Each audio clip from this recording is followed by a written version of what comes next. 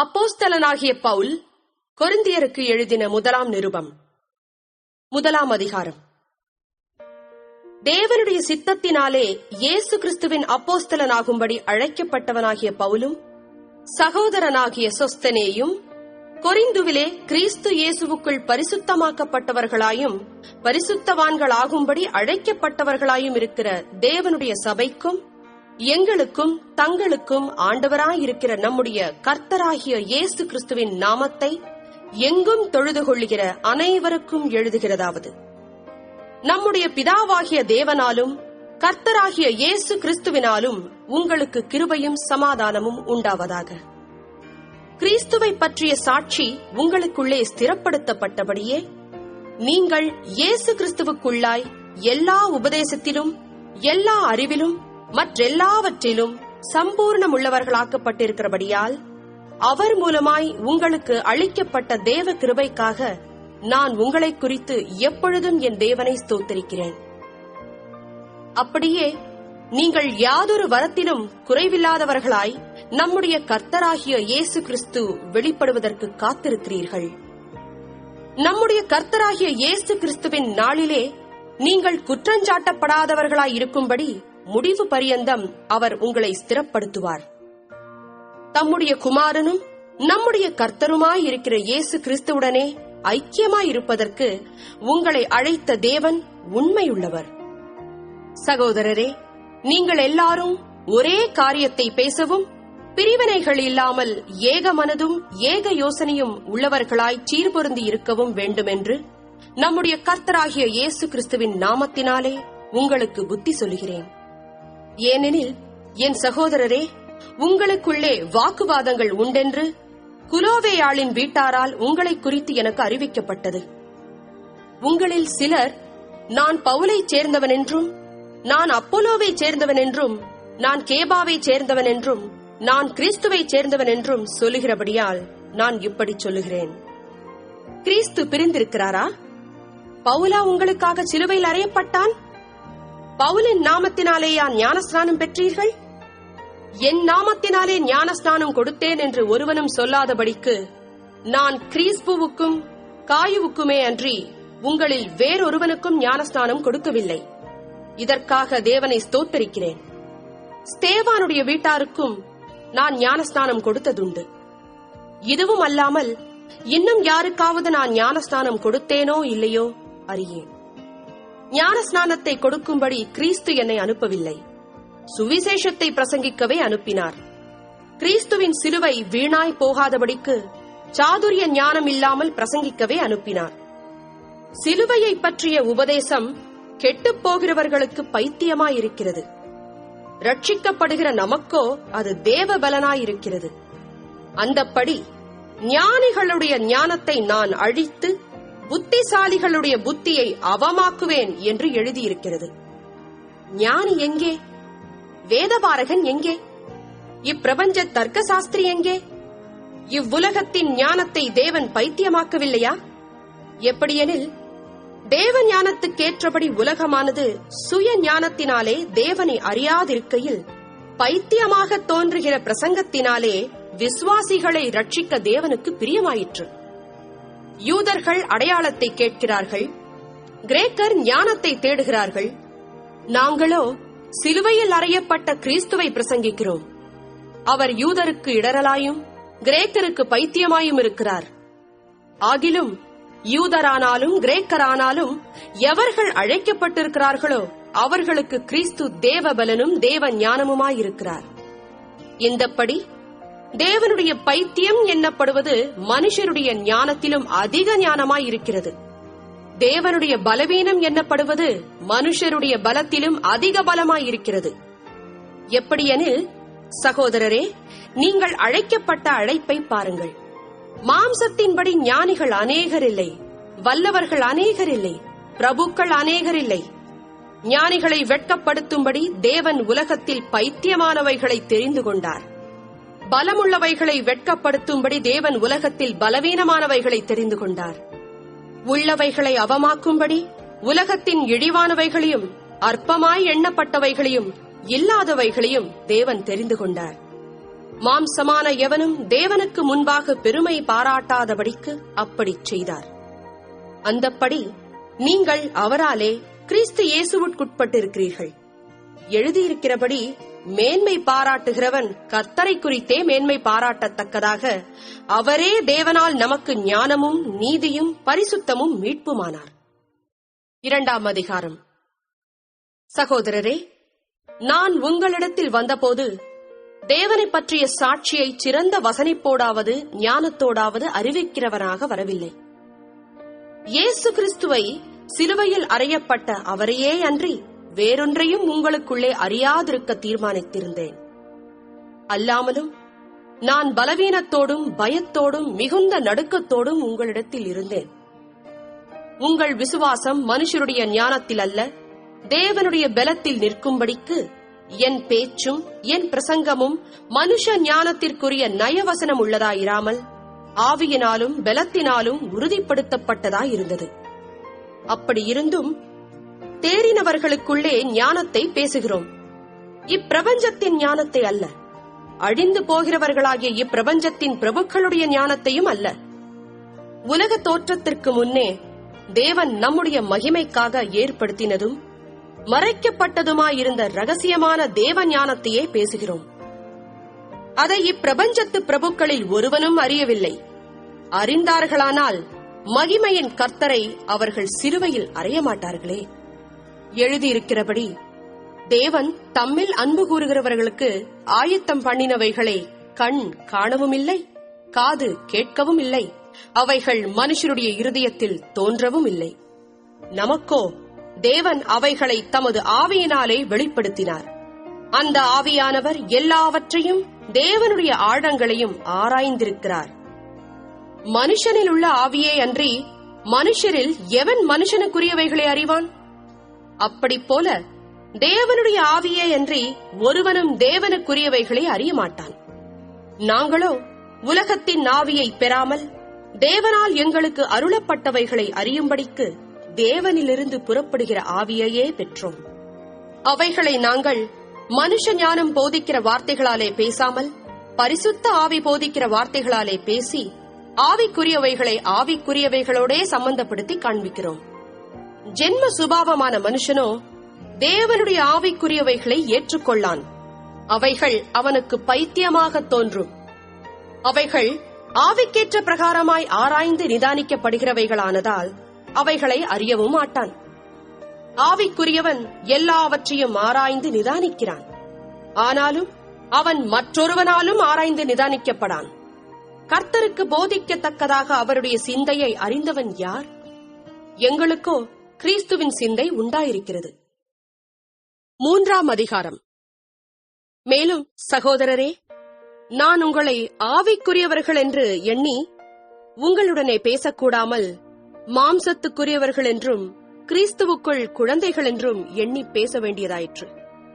நீங்கள் பலனில்லாதவர்களானதால் உங்களுக்கு போஜனம் கொடாமல் பாலை குடிக்க கொடுத்தேன். இன்னமும் நீங்கள் மாம்சத்துக்குரியவர்களாயிருக்கிறபடியால் இப்பொழுதும் உங்களுக்கு பலன் இல்லை.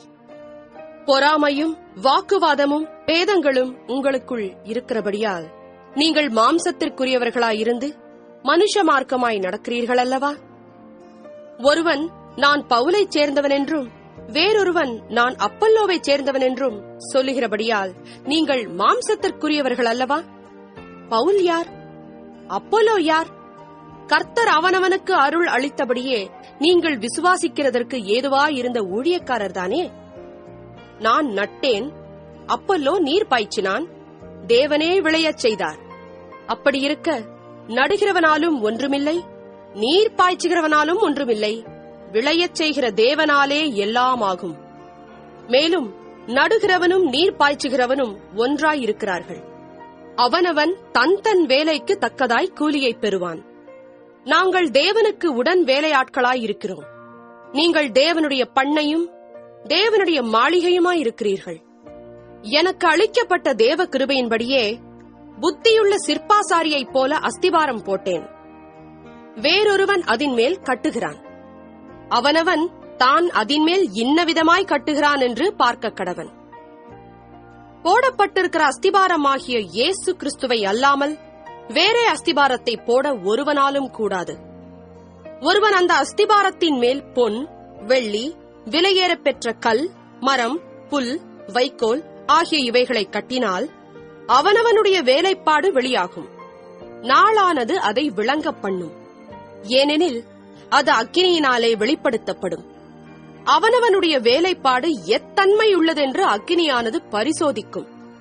அதின்மேல் ஒருவன் கட்டினது நிலைத்தால் அவன் கூலியை பெறுவான். ஒருவன் கட்டினது வெந்து போனால் அவன் நஷ்டமடைவான். அவனோ ரட்சிக்கப்படுவான், அதுவும் அக்கினியில் அகப்பட்டு தப்பினது போல் இருக்கும். நீங்கள் தேவனுடைய ஆலயமாய் இருக்கிறீர்கள் என்றும் தேவனுடைய ஆவி உங்களில் வாசமாய் இருக்கிறார் என்றும் அறியாதிருக்கிறீர்களா? ஒருவன் தேவனுடைய ஆலயத்தை கெடுத்தால் அவனை தேவன் கெடுப்பார். தேவனுடைய ஆலயம் பரிசுத்தமாயிருக்கிறது, நீங்களே அந்த ஆலயம். ஒருவனும் தன்னைத்தானே வஞ்சியாதிருப்பானாக. இவ்வுலகத்திலே உங்களில் ஒருவன் தன்னை ஞானி என்று எண்ணினால் அவன் ஞானியாகும்படிக்கு பைத்தியக்காரனாக கடவன். இவ்வுலகத்தின் ஞானம் தேவனுக்கு முன்பாக பைத்தியமாயிருக்கிறது. அப்படியே ஞானிகளை அவர்களுடைய தந்திரத்திலே பிடிக்கிறார் என்றும் ஞானிகளுடைய சிந்தனைகள் வீணாயிருக்கிறதென்று கர்த்தர் அறிந்திருக்கிறார் என்றும் எழுதியிருக்கிறது. இப்படி இருக்க ஒருவனும் மனுஷரை குறித்து மேன்மை பாராட்டாதிருப்பானாக. எல்லாம் உங்களுடையதே. பவுலாகிலும் அப்பல்லோவாகிலும் கேபாவாகிலும் உலகமாகிலும் ஜீவனாகிலும் மரணமாகிலும் நிகழ்காரியங்களாகிலும் வருங்காரியங்களாகிலும் எல்லாம் உங்களுடையது. நீங்கள் கிறிஸ்துவனுடையவர்கள், கிறிஸ்து தேவனுடையவர். 4ஆம் அதிகாரம். இப்படியாக எந்த மனுஷனும் எங்களை கிறிஸ்துவின் ஊழியக்காரர் என்றும் தேவனுடைய ரகசியங்களின் உக்கிரானக்காரர் என்றும் எண்ணிக்கொள்ள கடவன். மேலும் உக்கிரானக்காரன் உண்மையுள்ளவன் என்று காணப்படுவது அவனுக்கு அவசியமாம். ஆயினும் நான் உங்களாலேயாவது மனுஷருடைய நியாய நாளின் விசாரணையினாலேயாவது தீர்ப்பை பெறுவது எனக்கு மிகவும் அற்ப காரியமாயிருக்கிறது. நானும் என்னை குறித்து தீர்ப்பு சொல்லுகிறது இல்லை. என்னிடத்தில் நான் யாதொரு குற்றத்தையும் அறியேன். ஆகிலும் அதனாலே நான் நீதிமானாகிறதில்லை. என்னை நியாயம் விசாரிக்கிறவர் கர்த்தரே. ஆனதால் கர்த்தர் வருமளவும் நீங்கள் காலத்துக்கு முன்னே யாதொன்றை குறித்தும் தீர்ப்பு சொல்லாதிருங்கள். இருளில் மறைந்திருக்கிறவைகளை அவர் வெளியரங்கமாக்கி இருதயங்களின் யோசனைகளையும் வெளிப்படுத்துவார். அப்பொழுது அவனவனுக்குரிய புகழ்ச்சி தேவனால் உண்டாகும். சகோதரரே, எழுதப்பட்டதற்கு மிஞ்சி எண்ண வேண்டாம் என்று நீங்கள் எங்களாலே கற்றுக்கொள்ளவும், ஒருவனும் ஒருவன் நிமித்தம் மற்றொருவனுக்கு விரோதமாய் இருமாப்படையாதிருக்கவும் நான் உங்கள் நிமித்தம் என்னையும் அப்போலோவையும் திருஷ்டாந்தமாக வைத்து இவைகளை எழுதினேன். அன்றியும் உன்னை விசேஷித்தவனாகும்படி செய்கிறவர் யார்? உனக்கு உண்டாயிருக்கிறவைகளில் நீ பெற்றுக்கொள்ளாதது யாது? நீ பெற்றுக்கொண்டவனானால் பெற்றுக்கொள்ளாதவன் போல் ஏன் மேன்மை பாராட்டுகிறாய்? இப்பொழுது திருப்தி அடைந்திருக்கிறீர்களே, இப்பொழுது ஐஸ்வர்யவான்களாயிருக்கிறீர்களே, எங்களை அல்லாமல் ஆளுகிறீர்களே, நீங்கள் ஆளுகிறவர்களானால் நலமாயிருக்கும். அப்பொழுது உங்களுடனே கூட நாங்களும் ஆளுவோமே. எங்களுக்கு தோன்றுகிறபடி தேவன் அப்போஸ்தலர்களாகிய எங்களை மரணத்துக்கு குறிக்கப்பட்டவர்கள் போல கடைசியானவர்களாய் காணப்பட பண்ணினார். நாங்கள் உலகத்துக்கும் தூதருக்கும் மனுஷருக்கும் வேடிக்கையானோம். நாங்கள் கிறிஸ்துவ நிமித்தம் பைத்தியக்காரர், நீங்கள் கிறிஸ்துவில் புத்திசாலிகள். நாங்கள் பலவீனர், நீங்கள் பலவான்கள். நீங்கள் கனவான்கள், நாங்கள் கனவீனர். இந்நேரம் வரைக்கும் பசியுள்ளவர்களும் தாகமுள்ளவர்களும் நிர்வாணிகளும் குட்டுண்டவர்களும் தங்க இடமில்லாதவர்களுமாயிருக்கிறோம். எங்கள் கைகளினாலே வேலை செய்து பாடுபடுகிறோம். வையப்பட்டு ஆசீர்வதிக்கிறோம். துன்பப்பட்டு சகிக்கிறோம். தூஷிக்கப்பட்டு வேண்டிக் கொள்ளுகிறோம். இந்நாள் வரைக்கும் உலகத்தின் குப்பையைப் போலவும் எல்லாரும் துடைத்து போடுகிற அழுக்கைப் போலவும் ஆனோம். உங்களை வெட்கப்படுத்தும்படிக்கு நான் இவைகளை எழுதவில்லை. நீங்கள் எனக்கு பிரியமான பிள்ளைகள் என்று உங்களுக்கு புத்தி சொல்கிறேன். கிறிஸ்துவுக்குள் 10,000 உபாத்தியாயர்கள் உங்களுக்கு இருந்தாலும் தகப்பன்மார் அநேகர் உங்களுக்கு இல்லையே. கிறிஸ்து இயேசுவுக்குள் சுவிசேஷத்தினால் நான் உங்களை பெற்றேன். ஆகையால் என்னை பின்பற்றுகிறவர்கள் ஆகுங்கள் என்று உங்களுக்கு புத்தி சொல்கிறேன். இது நிமித்தமாக எனக்கு பிரியமும் கர்த்தருக்குள் உண்மையும் உள்ள என் குமாரனாகிய தீமோத்தேயுவை உங்களிடத்தில் அனுப்பினேன். நான் எங்கும் எந்த சபையிலும் போதித்து வருகிற பிரகாரம் கிறிஸ்துவுக்குள்ளான என் நடக்கைகளை அவன் உங்களுக்கு ஞாபகப்படுத்துவான். நான் உங்களிடத்திற்கு வருகிறதில்லை என்கிறதாக சிலர் இருமாப்படைந்திருக்கிறார்கள். ஆகிலும் கர்த்தருக்கு சித்தமானால் நான் சீக்கிரமாய் உங்களிடத்திற்கு வந்து இருமாப்படைந்திருக்கிறவர்களுடைய பேச்சை அல்ல, அவர்களுடைய பலத்தையே அறிந்து கொள்வேன். தேவனுடைய ராஜ்யம் பேச்சிலே அல்ல, பலத்திலே உண்டாயிருக்கிறது. உங்களுக்கு என்ன வேண்டும்? நான் பிரம்போடு உங்களிடத்தில் வரவேண்டுமோ, அல்லது அன்போடும் சாந்தமுள்ள ஆவியோடும் வரவேண்டுமோ? 5ஆம் அதிகாரம். உங்களுக்குள்ளே விபசாரம் உண்டென்று பிரசித்தமாய் சொல்லப்படுகிறதே. ஒருவன் தன் தகப்பனுடைய மனைவியை வைத்துக் கொண்டிருக்கிறானே, அது அஞ்ஞானிகளுக்குள்ளும் சொல்லப்படாத விபசாரமாயிருக்கிறதே. இப்படிப்பட்ட காரியம் செய்தவனை நீங்கள் உங்களை விட்டு நீக்காமலும் துக்கப்படாமலும் இருமாப்படைந்திருக்கிறீர்கள்.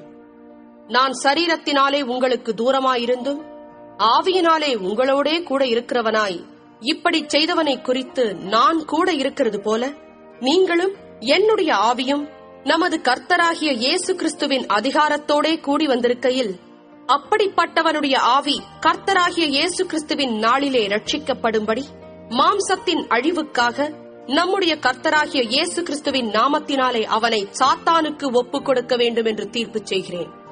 நீங்கள் மேன்மை பாராட்டுகிறது நல்லதல்ல.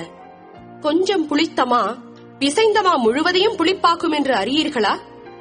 ஆகையால் நீங்கள் புளிப்பில்லாதவர்களாயிருக்கிறபடியே புதிதாய் பிசைந்த மாவாயிருக்கும்படிக்கு பழைய புளித்த மாவை புறம்பே கழித்து போடுங்கள். ஏனெனில் நம்முடைய பஸ்காவாகிய கிறிஸ்து நமக்காக பலியிடப்பட்டிருக்கிறாரே. ஆதலால் பழைய புளித்த மாவோடே அல்ல, துர்குணம் பொல்லாப்பு என்னும் புளித்த மாவோடும் அல்ல, துப்புரவு உண்மை என்னும் புளிப்பில்லாத அப்பத்தோடே பண்டிகையை ஆசரிக்க கடவோம். விபசாரக்காரரோடே கலந்திருக்க கூடாதென்று நிருபத்தில் உங்களுக்கு எழுதினேன். ஆனாலும் இவ்வுலகத்தில் உள்ள விபசாரக்காரர், பொருளாசைக்காரர், கொள்ளைக்காரர், விக்கிரக ஆராதனைக்காரர் இவர்களோடு எவ்வளவும் கலந்திருக்க கூடாதென்று நான் எழுதவில்லை. அப்படியானால் நீங்கள் உலகத்தை விட்டு நீங்கி போக வேண்டியதா இருக்குமே. நான் உங்களுக்கு எழுதினது என்னவென்றால், சகோதரன் எண்ணப்பட்ட ஒருவன் விபசாரக்காரனாயாவது, பொருளாசைக்காரனாயாவது, விக்கிரக ஆராதனைக்காரனாயாவது, உதாசீனாயாவது, வெறியனாயாவது, கொள்ளைக்காரனாயாவது இருந்தால் அவனோட கலந்திருக்க கூடாது. அப்படிப்பட்டவனுடனே கூட புசிக்கவும் கூடாது. புறம்பே இருக்கிறவர்களை குறித்து தீர்ப்பு செய்கிறது என் காரியமா? உள்ளே இருக்கிறவர்களை குறித்தல்லவோ நீங்கள் தீர்ப்பு செய்கிறீர்கள். புறம்பே இருக்கிறவர்களை குறித்து தேவனே தீர்ப்பு செய்வார். ஆகையால் அந்த பொல்லாதவனை உங்களை விட்டு தள்ளி போடுங்கள். 6ஆம் அதிகாரம். உங்களில் ஒருவனுக்கு வேறொருவனோட வழக்குண்டானால் வழக்காடும்படி அவன் பரிசுத்தவான்களிடத்தில் போகாமல் அநீதக்காரரிடத்தில் போக துணிகிறதென்ன? பரிசுத்தவான்கள் உலகத்தை நியாயம் தீர்ப்பார்கள் என்று அறியீர்களா? உலகம் உங்களால் நியாயம் தீர்க்கப்படுவதாயிருக்க அற்ப வழக்குகளை தீர்க்க நீங்கள் அபாத்திரரா? தேவதூதர்களையும் நியாயம் தீர்ப்போம் என்று அறியீர்களா? அப்படியிருக்க இந்த ஜீவனுக்கேற்றவைகளை நீங்கள் தீர்த்துக் கொள்ளக் கூடாதிருக்கிறது எப்படி? இந்த ஜீவனுக்கேற்ற வழக்குகள் உங்களுக்கு இருந்தால் தீர்ப்பு செய்கிறதற்கு சபையில் அற்பமாய் எண்ணப்பட்டவர்களை நியமித்துக் கொள்ளுங்கள். உங்களுக்கு வெட்கம் உண்டாகும்படி இதை சொல்லுகிறேன். சகோதரனுக்கும் சகோதரனுக்கும் உண்டான வழக்கை தீர்க்கத்தக்க விவேகி ஒருவனாகிலும் உங்களுக்குள் இல்லையா? சகோதரனோடே சகோதரன் வழக்காடுகிறான். அவிசுவாசிகளுக்கு முன்பாகவும் அப்படி செய்கிறான். நீங்கள் ஒருவரோடொருவர் வழக்காடுகிறது எவ்விதத்திலும் குற்றமாயிருக்கிறது. அப்படி செய்கிறதை விட நீங்கள் ஏன் அநியாயத்தை சகித்துக் கொள்ளுகிறதில்லை? ஏன் நஷ்டத்தை பொறுத்துக் கொள்ளுகிறதில்லை? நீங்களே அநியாயம் செய்கிறீர்கள், நஷ்டப்படுத்துகிறீர்கள், சகோதரருக்கும் அப்படி செய்கிறீர்களே. அநியாயக்காரர் தேவனுடைய ராஜ்யத்தை சுதந்திரிப்பதில்லை என்று அறியீர்களா? வஞ்சிக்கப்படாதிருங்கள். வேசி மார்க்கத்தாரும், விக்கிரக ஆராதனைக்காரரும், விபசாரக்காரரும், சுய புணர்ச்சிக்காரரும், ஆண் புணர்ச்சிக்காரரும், திருடரும், பொருளாசைக்காரரும், வெறியரும், உதாசீனரும், கொள்ளைக்காரரும் தேவனுடைய ராஜ்யத்தை சுதந்திரிப்பதில்லை. உங்களில் சிலர் இப்படிப்பட்டவர்களாய் இருந்தீர்கள். ஆயினும் கர்த்தராகிய இயேசுவின் நாமத்தினாலும் நமது தேவனுடைய ஆவியினாலும் கழுவப்பட்டீர்கள், பரிசுத்தமாக்கப்பட்டீர்கள், நீதிமான்களாக்கப்பட்டீர்கள். எல்லாவற்றையும் அனுபவிக்க எனக்கு அதிகாரம் உண்டு. ஆகிலும் எல்லாம் தகுதியாயிராது. எல்லாவற்றையும் அனுபவிக்க எனக்கு அதிகாரம் உண்டு. ஆகிலும் நான் ஒன்றிற்கும் அடிமைப்பட மாட்டேன். வயிற்றுக்கு போஜனமும் போஜனத்துக்கு வயிறும் ஏற்கும். ஆனாலும் தேவன் இதையும் அதையும் அழிய பண்ணுவார். சரீரமோ வேசித்தனத்திற்கல்ல, கர்த்தருக்கே உரியது. கர்த்தரும் சரீரத்திற்கு உரியவர். தேவன் கர்த்தரை எழுப்பினாரே, நம்மையும் தமது வல்லமையினாலே எழுப்புவார். உங்கள் சரீரங்கள் கிறிஸ்துவின் அவயவங்கள் என்று அறியீர்களா? அப்படியிருக்க நான் கிறிஸ்துவின் அவயவங்களை வேசியின் அவயவங்களாக்கலாமா? அப்படி செய்யலாகாதே. வேசியோடு இசைந்திருக்கிறவன் அவளுடனே ஒரே சரீரமாயிருக்கிறான் என்று அறியீர்களா? இருவரும் ஒரே மாம்சமாய் இருப்பார்கள் என்று சொல்லி இருக்கிறதே. அப்படியே கர்த்தரோடு இசைந்திருக்கிறவனும் அவருடனே ஒரே ஆவியாய் இருக்கிறான். வேசித்தனத்திற்கு விலகி ஓடுங்கள். மனுஷன் செய்கிற எந்த பாவமும் சரீரத்திற்கு புறம்பாயிருக்கும். வேசித்தனம் செய்கிறவனோ தன் சுய சரீரத்திற்கு விரோதமாய் பாவம் செய்கிறான். உங்கள் சரீரமானது நீங்கள் தேவனாலே பெற்றும் உங்களில் தங்கியும் இருக்கிற பரிசுத்த ஆவியினுடைய ஆலயமாய் இருக்கிறதென்றும் நீங்கள் உங்களுடையவர்கள் அல்லவென்றும் அறியீர்களா? கிரயத்துக்கு கொள்ளப்பட்டீர்களே. ஆகையால் தேவனுக்கு உடையவைகளாகிய உங்கள் சரீரத்தினாலும் உங்கள் ஆவியினாலும் தேவனை மகிமைப்படுத்துங்கள். 7ஆம் அதிகாரம். நீங்கள் எனக்கு எழுதின காரியங்களை குறித்து நான் எழுதுகிறது என்னவென்றால், ஸ்திரீயை தொடாமல் இருக்கிறது மனுஷனுக்கு நல்லது. ஆகிலும் வேசித்தனம் இராதபடிக்கு அவனவன் தன் சொந்த மனைவியையும் அவள் தன் சொந்த புருஷனையும் உடையவர்களாய் இருக்க வேண்டும். புருஷன் தன் மனைவிக்கு செய்ய வேண்டிய கடமையை செய்ய கடவன். அப்படியே மனைவியும் தன் புருஷனுக்கு செய்ய கடவள். மனைவியானவள் தன் சுய சரீரத்திற்கு அதிகாரி அல்ல, புருஷனே அதற்கு அதிகாரி. அப்படியே புருஷனும் தன் சுய சரீரத்திற்கு அதிகாரி அல்ல, மனைவியே அதற்கு அதிகாரி. உபவாசத்திற்கும் ஜெபத்திற்கும் தடையிராதபடிக்கு இருவரும் சில காலம் பிரிந்திருக்க வேண்டும் என்று சம்மதித்தாலன்றி ஒருவரை விட்டு ஒருவர் பிரியாதிருங்கள். உங்களுக்கு விரதத்துவம் இல்லாமையால் சாத்தான் உங்களை தூண்டிவிடாதபடிக்கு மறுபடியும் கூடி வாழுங்கள். இதை நான் கட்டளையாகச் சொல்லாமல் யோசனையாகச் சொல்லுகிறேன். எல்லா மனுஷரும் என்னைப் போலவே இருக்க விரும்புகிறேன். ஆகிலும் அவனவனுக்கு தேவனால் அருளப்பட்ட அவனவனுக்குரிய வரம் உண்டு. அது ஒருவனுக்கு ஒரு விதமாயும் மற்றொருவனுக்கு வேறு விதமாயும் இருக்கிறது. விவாகமில்லாதவர்களையும் கைம்பெண்களையும் குறித்து நான் சொல்லுகிறது என்னவென்றால், அவர்கள் என்னைப் போல இருந்துவிட்டால் அவர்களுக்கு நலமாயிருக்கும். ஆகிலும் அவர்கள் விரத்தராயிருக்க கூடாதிருந்தால் விவாகம் பண்ண கடவர்கள். வேகிறதை பார்க்கிலும் விவாகம் பண்ணுகிறது நலம். விவாகம் பண்ணிக் கொண்டவர்களுக்கு நான் அல்ல, கர்த்தரே கட்டளையிடுகிறதாவது, மனைவியானவள் தன் புருஷனை விட்டு பிரிந்து போக கூடாது. பிரிந்து போனால் அவள் விவாகம் இல்லாதிருக்க கடவள், அல்லது புருஷனோடே ஒப்புரவாக கடவள். புருஷனும் தன் மனைவியை தள்ளிவிடக் கூடாது. மற்றவர்களை குறித்து கர்த்தர் அல்ல, நானே சொல்லுகிறதாவது, சகோதரன் ஒருவனுடைய மனைவி அவிசுவாசியாயிருந்தும் அவனுடனே வாசமாயிருக்க அவளுக்கு சம்மதம் இருந்தால் அவன் அவளை தள்ளிவிடாதிருக்க கடவன். அப்படியே ஒரு ஸ்திரீயினுடைய புருஷன் அவிசுவாசியாயிருந்தும் அவளுடனே வாசமாயிருக்க அவனுக்கு சம்மதம் இருந்தால் அவள் அவனை தள்ளிவிடாதிருக்க கடவள். எண்ணத்தினாலெனில் அவிசுவாசியான புருஷன் தன் மனைவியால் பரிசுத்தமாக்கப்படுகிறான், அவிசுவாசியான மனைவியும் தன் புருஷனால் பரிசுத்தமாக்கப்படுகிறாள். இல்லாவிட்டால் உங்கள் பிள்ளைகள் அசுத்தமாயிருக்குமே, இப்பொழுதோ அவைகள் பரிசுத்தமாயிருக்கின்றன. ஆகிலும் அவிசுவாசி பிரிந்து போனால் பிரிந்து போகட்டும். இப்படிப்பட்ட விஷயத்தில் சகோதரனாவது சகோதரியாவது அடிமைப்பட்டவர்கள் அல்ல, சமாதானமாயிருக்கும்படிக்கே தேவன் நம்மை அழைத்திருக்கிறார். மனைவியானவளே, நீ உன் புருஷனை ரட்சிப்பாயோ அல்லவோ, உனக்கு எப்படி தெரியும்? புருஷனே, நீ உன் மனைவியை ரட்சிப்பாயோ அல்லவோ, உனக்கு எப்படி தெரியும்? தேவன் அவனவனுக்கு பகிர்ந்ததெப்படியோ, கர்த்தர் அவனவனை அழைத்ததெப்படியோ, அப்படியே அவனவன் நடக்க கடவன்.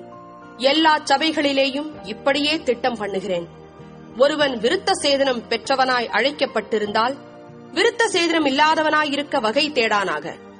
ஒருவன் விருத்த சேதனம் இல்லாதவனாய் அழைக்கப்பட்டிருந்தால் விருத்த சேதனம் பெறாதிருப்பானாக. விருத்த சேதனமும் ஒன்றுமில்லை, விருத்த சேதனம் இல்லாமையும் ஒன்றுமில்லை. தேவனுடைய கற்பனைகளை கைக்கொள்ளுகிறதே காரியம். அவனவன் தான் அழைக்கப்பட்ட நிலைமையிலே நிலைத்திருக்க கடவன். அடிமையாய் நீ அழைக்கப்பட்டிருந்தால் கவலைப்படாதே. நீ சுயாதீனனாக கூடுமானால் அதை நலமென்று அனுசரித்துக்கொள். கர்த்தருக்குள் அழைக்கப்பட்ட அடிமையானவன் கர்த்தருடைய சுயாதீனனாய் இருக்கிறான். அப்படியே அழைக்கப்பட்ட சுயாதீனன் கிறிஸ்துவினுடைய அடிமையாயிருக்கிறான். நீங்கள் கிரயத்துக்கு கொல்லப்பட்டீர்கள், மனுஷருக்கு அடிமைகளாகாதிருங்கள். சகோதரரே, அவனவன் தான் அழைக்கப்பட்ட நிலைமையிலே தேவனுக்கு முன்பாக நிலைத்திருக்க கடவன். அன்றியும் கன்னிகைகளை குறித்து கர்த்தரால் எனக்கு கட்டளை இல்லை. ஆகிலும் நான் உண்மையுள்ளவனாயிருக்கிறதற்கு கர்த்தரால் இரக்கம் பெற்று என் அபிப்பிராயத்தை தெரியப்படுத்துகிறேன். அதென்னவெனில், இப்பொழுது உண்டாயிருக்கிற துன்பத்தின் நிமித்தம் விவாகம் இல்லாமல் இருக்கிறது மனுஷனுக்கு நலமாயிருக்கும் என்று எண்ணுகிறேன்.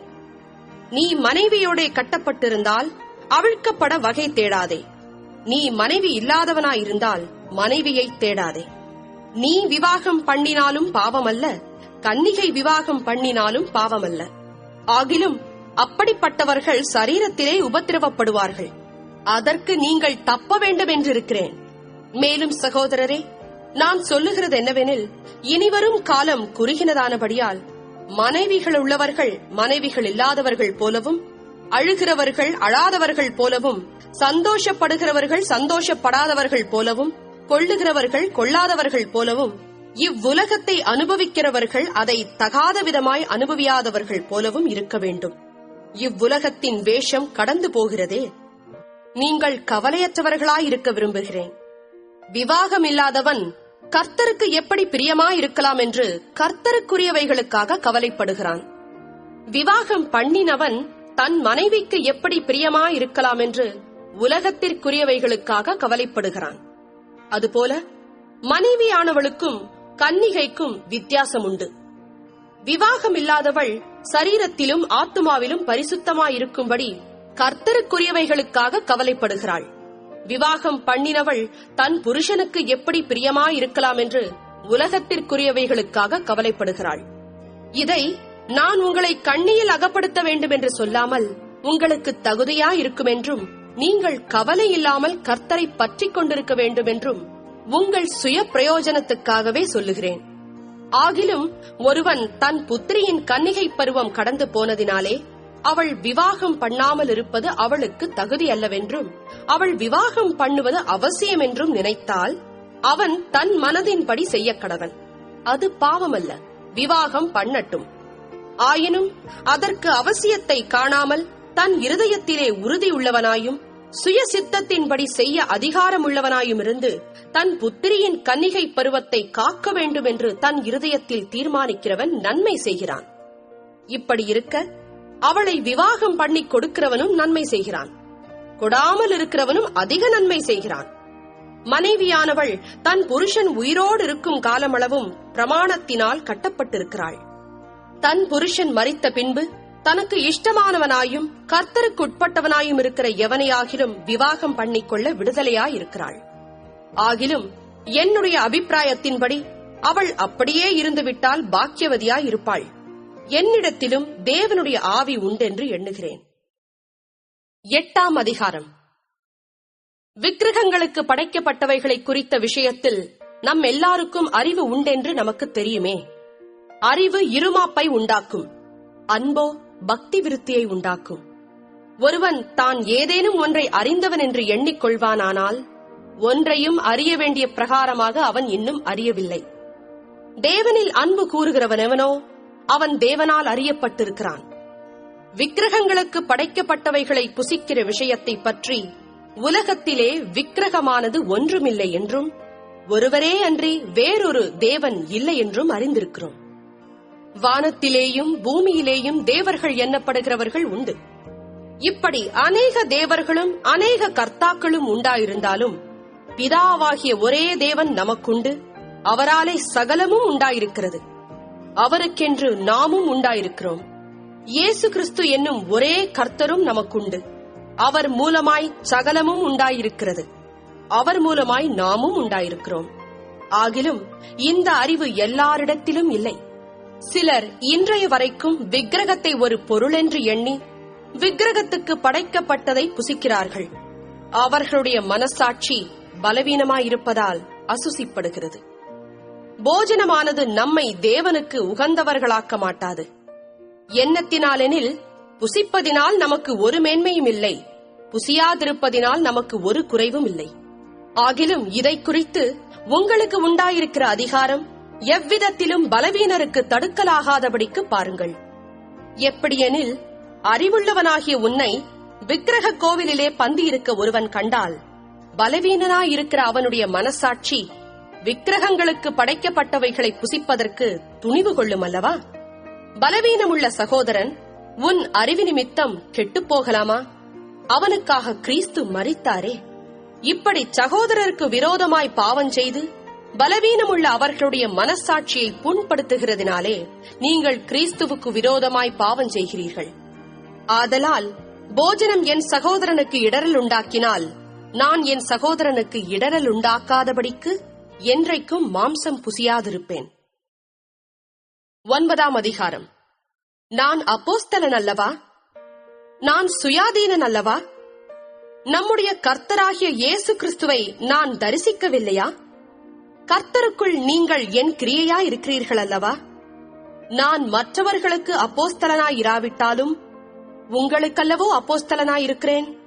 கர்த்தருக்குள் நீங்கள் என் அப்போஸ்தல ஊழியத்திற்கு முத்திரையாயிருக்கிறீர்களே. என்னை நியாயம் விசாரிக்கிறவர்களுக்கு நான் சொல்லுகிற மாறுத்தரமாவது, புசிக்கவும் குடிக்கவும் எங்களுக்கு அதிகாரம் இல்லையா? மற்ற அப்போஸ்தலரும் கர்த்தருடைய சகோதரரும் கேபாவும் செய்கிறது போல மனைவியாகிய ஒரு சகோதரியை கூட்டிக் கொண்டு திரிய எங்களுக்கும் அதிகாரம் இல்லையா? அல்லது கைத்தொழில் செய்யாதிருக்கிறதற்கு எனக்கும் பர்னபாவுக்கும் மாத்திரந்தானா அதிகாரம் இல்லை? எவன் தன் சொந்த பணத்தை செலவழித்து தண்டிலே சேவகம் பண்ணுவான்? எவன் திராட்சத் தோட்டத்தை உண்டாக்கி அதன் கனியில் புசியாதிருப்பான்?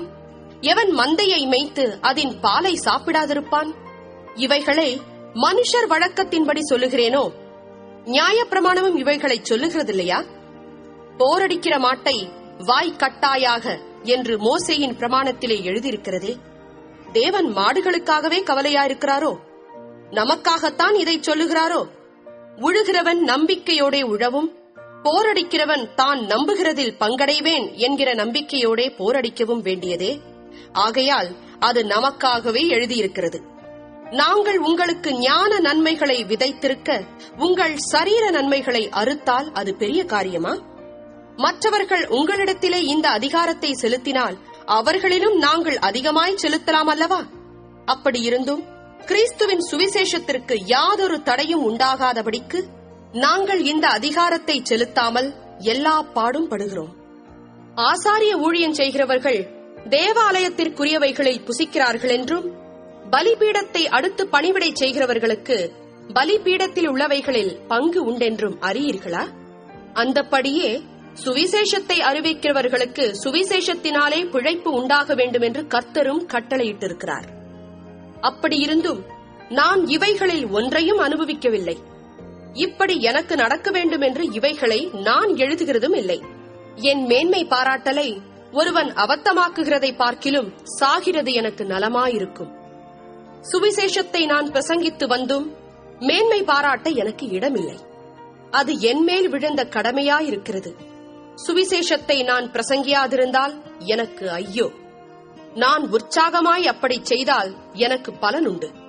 உற்சாகமில்லாதவனாய் செய்தாலும் உக்ரான உத்தியோகம் எனக்கு ஒப்புவிக்கப்பட்டிருக்கிறதே. ஆதலால் எனக்கு பலன் என்ன? நான் சுவிசேஷத்தை பிரசங்கிக்கையில் அதை பற்றி எனக்கு உண்டாயிருக்கிற அதிகாரத்தை முற்றிலும் செலுத்தாமல் கிறிஸ்துவின் சுவிசேஷத்தை செலவில்லாமல் ஸ்தாபிப்பதே எனக்கு பலன். நான் ஒருவருக்கும் அடிமைப்படாதவனாயிருந்தும் நான் அதிக ஜனங்களை ஆதாயப்படுத்திக் கொள்ளும்படிக்கு என்னைத்தானே எல்லாருக்கும் அடிமையாக்கினேன். யூதரை ஆதாயப்படுத்திக் கொள்ளும்படிக்கு யூதருக்கு யூதனை போலவும், நியாயப்பிரமாணத்துக்கு கீழ்ப்பட்டவர்களை ஆதாயப்படுத்திக் கொள்ளும்படிக்கு நியாயப்பிரமாணத்துக்கு கீழ்ப்பட்டவனை போலவும் ஆனேன். நியாயப்பிரமாணம் இல்லாதவர்களை ஆதாயப்படுத்திக் கொள்ளும்படிக்கு அவர்களுக்கு நியாயப்பிரமாணம் இல்லாதவனைப் போலவும் ஆனேன்.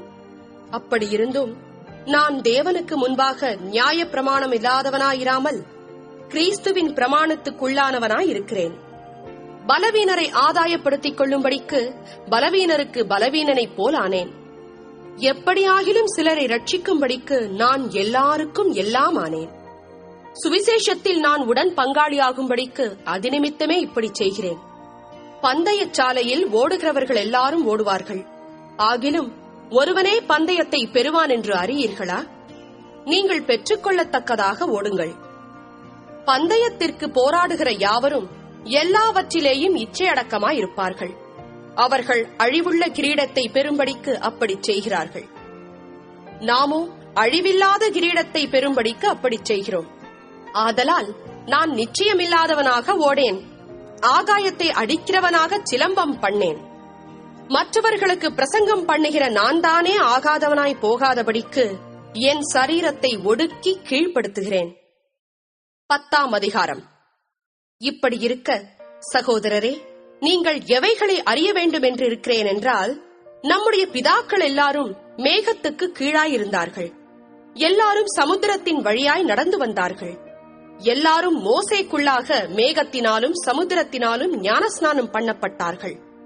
எல்லாரும் ஒரே ஞான போஜனத்தை புசித்தார்கள். எல்லாரும் ஒரே ஞான பானத்தை குடித்தார்கள். எப்படியெனில் அவர்களோட கூட சென்ற ஞான கன்மலையின் தண்ணீரை குடித்தார்கள். அந்த கன்மலை கிறிஸ்துவே. அப்படியிருந்தும் அவர்களில் அதிகமான பேர்களிடத்தில் தேவன் பிரியமாயிருந்ததில்லை. ஆதலால் வனாந்தரத்திலே அவர்கள் அழிக்கப்பட்டார்கள். அவர்கள் இச்சித்தது போல நாமும் பொல்லாங்கானவைகளை இச்சியாதபடிக்கு இவைகள் நமக்கு திருஷ்டாந்தங்களாய் இருக்கிறது.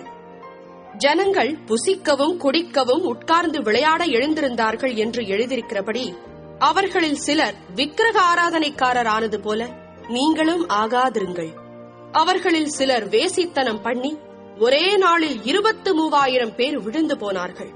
அதுபோல நாமும் வேசித்தனம் பண்ணாதிருப்போமாக. அவர்களில் சிலர் கிறிஸ்துவை பரீட்சை பார்த்து பாம்புகளால் அழிக்கப்பட்டார்கள். அதுபோல நாமும் கிறிஸ்துவை பரீட்சை பாராதிருப்போமாக. அவர்களில் சிலர் முறுமுறுத்து சங்காரக்காரனாலே அழிக்கப்பட்டார்கள். அதுபோல நீங்களும் முறுமுறுக்காதிருங்கள். இவைகளெல்லாம் திருஷ்டாந்தங்களாக அவர்களுக்கு சம்பவித்தது. உலகத்தின் முடிவு காலத்தில் உள்ள நமக்கு எச்சரிப்புண்டாகும்படி எழுதப்பட்டும் இருக்கிறது. இப்படி இருக்க தன்னை நிற்கிறவனென்று எண்ணுகிறவன் விழாதபடிக்கு எச்சரிக்கையாயிருக்க கடவன். மனுஷருக்கு நேரிடுகிற சோதனையே அல்லாமல் வேறே சோதனை உங்களுக்கு நேரிடவில்லை. தேவன் உண்மையுள்ளவராயிருக்கிறார். உங்கள் திராணிக்கு மேலாக நீங்கள் சோதிக்கப்படுகிறதற்கு அவர் இடங்கொடாமல் சோதனையை தாங்கத்தக்கதாக சோதனையோடு கூட அதற்கு தப்பிக்கொள்ளும்படியான போக்கையும் உண்டாக்குவார். ஆகையால் எனக்கு பிரியமானவர்களே, விக்கிரக ஆராதனைக்கு விலகி ஓடுங்கள். உங்களை புத்திமான்கள் என்று எண்ணி பேசுகிறேன். நான் சொல்லுகிறதை நீங்களே நிதானித்து பாருங்கள். நாம் ஆசீர்வதிக்கிற ஆசீர்வாதத்தின் பாத்திரம் கிறிஸ்துவனுடைய இரத்தத்தின் ஐக்கியமாயிருக்கிறதல்லவா? நாம் பிட்கிற அப்பம் கிறிஸ்துவனுடைய சரீரத்தின் ஐக்கியமாயிருக்கிறதல்லவா? அந்த ஒரே அப்பத்தில் நாம் எல்லாரும் பங்கு பெறுகிறபடியால் அநேகரான நாம் ஒரே அப்பமும் ஒரே சரீரமுமாயிருக்கிறோம். மாம்சத்தின்படியான இஸ்ரவேலரை பாருங்கள். பலிகளை புசிக்கிறவர்கள் பலிபீடத்தோட ஐக்கியமாயிருக்கிறார்கள் அல்லவா? இப்படி இருக்க விக்கிரகம் ஒரு பொருள் என்றும் விக்கிரகத்துக்கு படைக்கப்பட்டது ஒரு பொருள் என்றும் நான் சொல்லுகிறேனோ? அஞ்ஞானிகள் பலியிடுகிறவைகளை தேவனுக்கல்ல பேய்களுக்கே பலியிடுகிறார்கள் என்று சொல்லுகிறேன். நீங்கள் பேய்களோட ஐக்கியமாயிருக்க எனக்கு மனதில்லை. நீங்கள் கர்த்தருடைய பாத்திரத்திலும் பேய்களுடைய பாத்திரத்திலும் பானம் பண்ணக்கூடாதே. நீங்கள் கர்த்தருடைய போஜன பந்திக்கும் பேய்களுடைய போஜன பந்திக்கும் பங்குள்ளவர்களாய் இருக்கக்கூடாதே. நாம் கர்த்தருக்கு எரிச்சலை மூட்டலாமா? அவரிலும் நாம் பலவான்களா? எல்லாவற்றையும் அனுபவிக்க எனக்கு அதிகாரம் உண்டு, ஆகிலும் எல்லாம் தகுதியாயிராது. எல்லாவற்றையும் அனுபவிக்க எனக்கு அதிகாரம் உண்டு, ஆகிலும் எல்லாம் பக்தி விருத்தியை உண்டாக்காது. ஒவ்வொருவனும் தன் சுய பிரயோஜனத்தை தேடாமல் பிறனுடைய பிரயோஜனத்தை தேடக் கடவன். கடையிலே விற்கப்படுகிற எதையும் வாங்கி புசியுங்கள். மனசாட்சி நிமித்தம் நீங்கள் ஒன்றையும் விசாரிக்க வேண்டியதில்லை.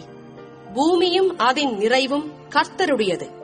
அன்றியும் அவிசுவாசிகளில் ஒருவன் உங்களை விருந்துக்கு அழைக்கும் போது போக உங்களுக்கு மனதிருந்தால் மனசாட்சி நிமித்தம் ஒன்றையும் விசாரியாமல் உங்கள் முன் வைக்கப்படுகிற எதையும் புசியுங்கள். ஆயினும் இது விக்கிரகங்களுக்கு படைக்கப்பட்டதென்று ஒருவன் உங்களுக்கு சொன்னால், அப்படி அறிவித்தவன் நிமித்தமும் மனசாட்சி நிமித்தமும் புசியாதிருங்கள். பூமியும் அதன் நிறைவும் கர்த்தருடையது. உன்னுடைய மனசாட்சியை குறித்து நான் இப்படி சொல்லாமல் மற்றொருவனுடைய மனசாட்சியை குறித்தே சொல்லுகிறேன். என் சுயாதீனம் மற்றொருவனுடைய மனசாட்சியினாலே குற்றமாய் எண்ணப்பட வேண்டுவதென்ன? மேலும் நான் அதை ஸ்தோத்தரிப்புடனே அனுபவித்தால், ஸ்தோத்தரித்து அனுபவிக்கிற பொருளை குறித்து நான் தூஷிக்கப்படுவானேன்? ஆகையால் நீங்கள் புசித்தாலும் குடித்தாலும் எதை செய்தாலும் எல்லாவற்றையும் தேவனுடைய மகிமைக்கென்று செய்யுங்கள். நான் என் சுய பிரயோஜனத்தை தேடாமல் அநேகருடைய பிரயோஜனத்தை தேடி அவர்கள் ரட்சிக்கப்படும்படிக்கு எவ்விதத்திலும் எல்லாருக்கும் பிரியமாய் நடக்கிறது போல, நீங்களும் யூதருக்கும் கிரேக்கருக்கும் தேவனுடைய சபைக்கும் இடரலற்றவர்களாயிருங்கள். 11ஆம் அதிகாரம்.